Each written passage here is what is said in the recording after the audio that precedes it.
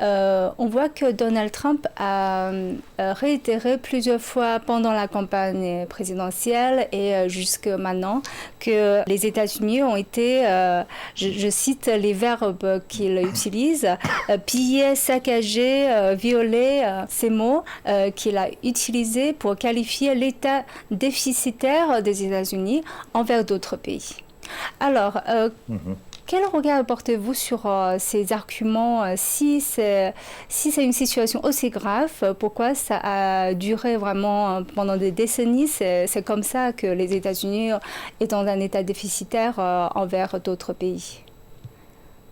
Vous avez raison de citer que si la situation est catastrophique pour l'Amérique, pourquoi ça a duré si longtemps? Pourquoi les autres présidents n'ont pas signalé ce problème, n'ont pas essayé de résoudre ce problème, et seulement Donald Trump a voulu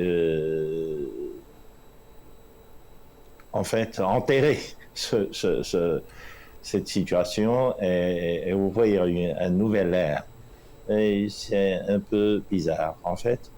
Je pense que principalement à cause de deux perceptions de Donald Trump du commerce international, il a une perception un peu difficile, pour ne pas dire erronée, du commerce international. Puis, il a une mentalité un peu vieillot, c'est-à-dire c'est une mentalité du 19e siècle.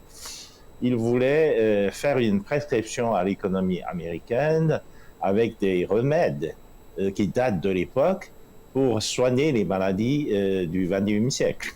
Donc c'est un peu très très particulier. En fait, premièrement, sa perception erronée du commerce international. Lorsque les États-Unis ont eu déficit commercial, ils pensent que c'est la faute des autres partenaires. C'est la faute des autres partenaires. Mais en fait, sur le marché international, il y a un problème de liberté d'achat. Enfin, si quelqu'un, ou si un pays qui achète des produits sur un marché international, c'est parce qu'il en a besoin. Bien sûr, il dit que les autres partenaires commerciaux ont utilisé toutes sortes de mesures pour essayer de pénétrer le marché américain. Ils ont utilisé la tricherie, ils ont utilisé des moyens, disons, plus ou moins trichés de prix pour essayer de vendre des produits aux Américains. En fait, ce n'est pas vrai non plus. Ce n'est pas vrai non plus. Si quelqu'un veut vendre un produit inférieur à son prix de production, il va perdre beaucoup de choses. Il va perdre d'abord des profits, de l'argent, de l'investissement et même de l'emploi. Donc, aucun pays ne veut vendre ses produits en dehors ou au-dessous du prix, du coût de la production. Là aussi, donc, l'explication de Donald Trump est un peu bizarre dans ce sens-là. Et pensez-vous que ces mesures, vous avez dit que c'est une mesure utilisée dans le 19e siècle, et ces mesures de droits de douane réciproques, est-ce que ça va résoudre ce problème de déficit commercial? Même au 19e siècle, il n'y a pas de droit de douane réciproque. Le droit de douane réciproque était complètement inventé. A été inventé par des conseillers du président Trump. Si vous voyez la manière dont il a calculé le taux de ce qu'on appelle le droit de douane réciproque, on ne peut pas s'arrêter de rire. Vous pouvez nous expliquer il divise, un petit par exemple, peu, il divise l'excédent commercial par le montant total de l'export, puis il en tire un pourcentage. Et puis, il divise le pourcentage en deux. Et là, il dit, voilà, c'est le ratio exact de tarifs que l'Amérique doit imposer à son partenaire. Mais il n'y a pas de raison. On ne sait pas pourquoi ils ont inventé une formule de telle façon à pouvoir imposer un pourcentage de tarifs. Oui, c'est justement ce que je voulais demander. Est-ce qu'il y a une base théorique Non, de non, ce non, pas du calcul? tout, pas du tout, pas Hmm, du tout, pas du tout. hmm. Aucune raison qui justifie ce genre de calcul. Hmm. Et Monsieur Denis, enfin, justement, Monsieur De Witt a évoqué des conséquences de ces politiques, et je vois que sur Mhm. l'explication donnée par l'administration Trump, apparemment, ils ont visé à une période difficile, et puis il se dit que c'est le prix à payer pour faire revenir les industries manufacturières. Quel est votre avis? Est-ce que c'est vraiment un remède efficace pour réindustrialiser l'Amérique, et quelles seront les conséquences de ces politiques? En tout cas, c'est une tentative un peu aventurière. C'est-à-dire qu'il veut réindustrialiser l'Amérique. Ça, tout le monde comprend. Tout le monde comprend sa logique.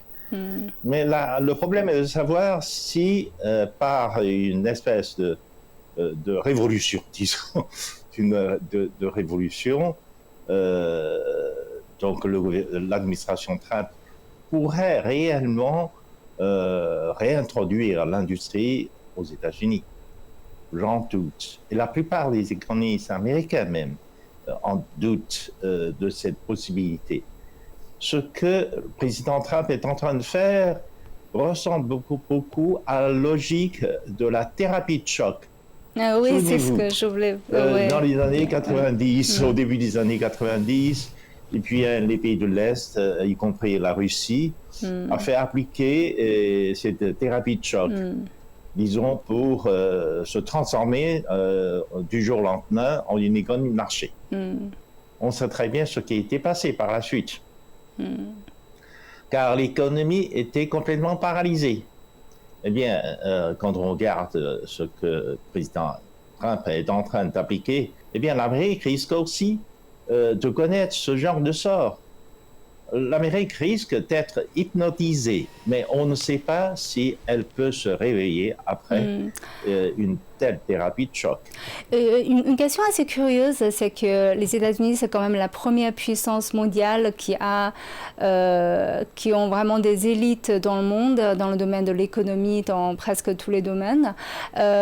Une politique comme cela, comme vous avez évoqué, qui ne correspond à aucun calcul scientifique ou économique, comment ce genre de politique peut être appliqué?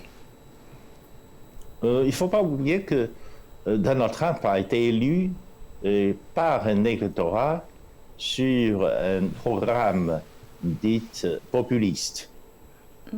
Dans ce genre de vague de mouvements populistes, eh bien, surtout en Amérique, ils ont dit que finalement, le savoir, ce n'est pas bon. Le sens commun aurait probablement quelquefois et le sens commun quelquefois plus important que le Hmm. raisonnement. Il y a même un proverbe en Amérique à propos Hmm. de la démocratie qui dit Hmm. que finalement, mon ignorance vaut aussi bien que votre connaissance. Hmm. Et Hmm. pour le mouvement populiste, c'était ça. Hmm. Mon ignorance est aussi valable que votre connaissance. Hmm. Hmm. C'est le drame de ce mouvement populiste. Hmm. Donc c'est pour ça que quand vous regardez l'équipe qui entoure le président Trump, et c'est vraiment, c'est du jamais vu dans l'histoire américaine. Hmm.